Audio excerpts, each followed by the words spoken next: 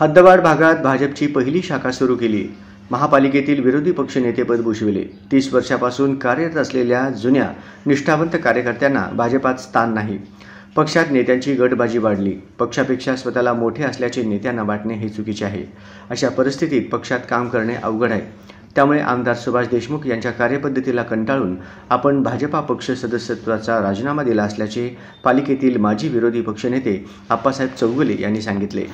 शनिवारी चौगुले यांनी भाजपच्या सदस्यत्वाचा राजीनामा शहराध्यक्ष नरेंद्र काळे यांच्याकडे दिला। त्यानंतर सायंकाळी त्यांनी पत्रकारांशी संवाद साधला। दक्षिण विधानसभा मतदारसंघातून आमदार सुभाष देशमुख यांना भाजपने उमेदवारी देऊ नये अशी मागणी भाजपच्याच माजी नगरसेवकांनी केली होती। त्यानंतर भाजपचे माजी विरोधी पक्षनेते आप्पासाहेब चौगुले यांनी भाजपमध्ये जुन्या निष्ठावंत अभ्यासू कार्यकर्त्यांची कदर नाही, त्यांना स्थान नाही, विचारात घेतले जात नाही। आमदार सुभाष देशमुख यांच्या कार्यपद्धतीला कंटाळून आपण भाजप पक्ष सदस्यत्वाचा राजीनामा देत असल्याचे जाहीर केले। यामुळे भाजपला हा मोठा धक्का मानला जात आहे।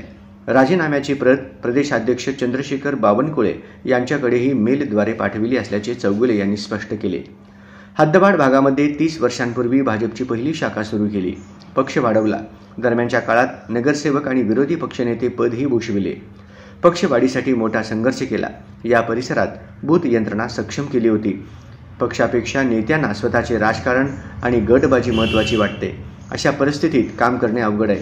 आमदार सुभाष देशमुख यांच्या कार्यपद्धतीला मी कंटाळलो। त्यांनी पक्षात स्वतःचा एक पक्ष स्थापन केला असल्याची स्थिती आहे।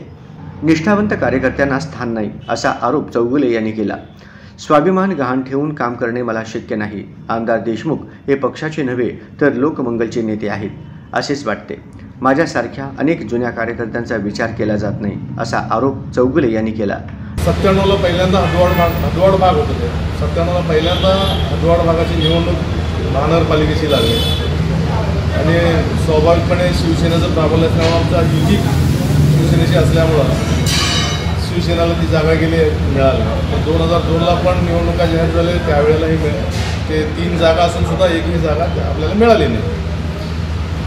तरीही आम्ही संघर्ष करत राहिलो। आमच्या पक्षाच्या नेत्यांनी त्यावेळेला मला एक सल्ला दिला, आता शिवसेनेचं जरी आमदार असेल, मंत्री असेल, जागा मित्रपक्ष म्हणून त्यांनी द्यायला दिला नाही, ठीक आहे, मग लढत राहिलो। पण 2007ला योगायोगानं युती तुटली, शिवसेना भाजप युती तुटली आणि स्वाभाविकपणे मला उमेदवारी मिळाली आणि शिवसेनेचा 2097चं निवडणूक आणि 2002चं निवडणुकीमध्ये शिवसेनेचाच होता। 7ला शिवसेनेच्या उमेदवाराशी लढून मी जिंकून निवडून आलो। 2017ला 12ला महिला उमेदवार झाला। मग पक्षाने प्राध्यापक मोहिनी पत्की मॅडम यांना शहरातून ह्या भागामध्ये उमेदवारी दिली। त्यांनाही निवडून आणलो आम्ही, म्हणजे सगळ्या पक्षाने त्यांनाही या स्थितीत बाहेरून उमेदवार असेल तरीसुद्धा आम्ही निवडून आणलो। त्यात आम्ही बऱ्यापैकी कष्ट घेतले आणि 17ला पुन्हा निवडणूक लागली, त्यावेळेला उमेदवारी मी जागा होती मागितलो पण मिळाली नाही। चला ठीक आहे, एक प्रक्रियेचा भाग आहे। सुरुवातीला मी 1996 नंतर 97ला मी मंडलावर सरचिटणीस म्हणून मला संधी मिळाली। मंडल त्यावेळेचं जुनं मंडल ते खंदारेचं मतदारसंघ होतं राखीव आणि 99ला परिवहन समिती सदस्यपदी माझी निवड पक्षाने केली। कारण पक्षाचं त्यावेळेच्या नेत्यांचं म्हणणं असं होतं की ह्या भागामध्ये भाजपला कार्यकर्ता मिळत नव्हता। लोकसभेच्या निवडणुकीला भाजपची यंत्रणा लागायला पाहिजे होती, ती शिवसेनेकडून लागली जात होती, पण आपला स्वतःचा हक्काचा भाजपचा कार्यकर्ता मिळाला म्हणून त्यांनी आम्हाला थोडा लिफ्ट दिली, पक्षाने साथ दिली, नेत्यांनी साथ दिली।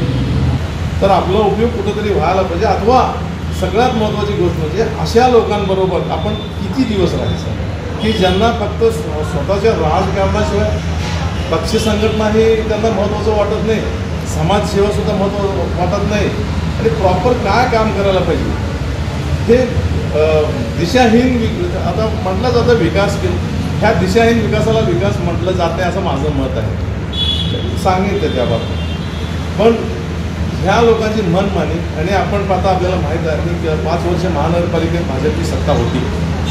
5 वर्ष एवढी चांगली संधी होती, पण पक्ष काहीही करू शकला नाही, उलट पक्षाला बॅकफूटवर घेऊन गेले। तिथं प्रचंड गटबाजीचं राजकारण झालं। या पत्रकार परिषदेत प्राध्यापक डॉक्टर संतोष मेटकरी उपस्थित होते।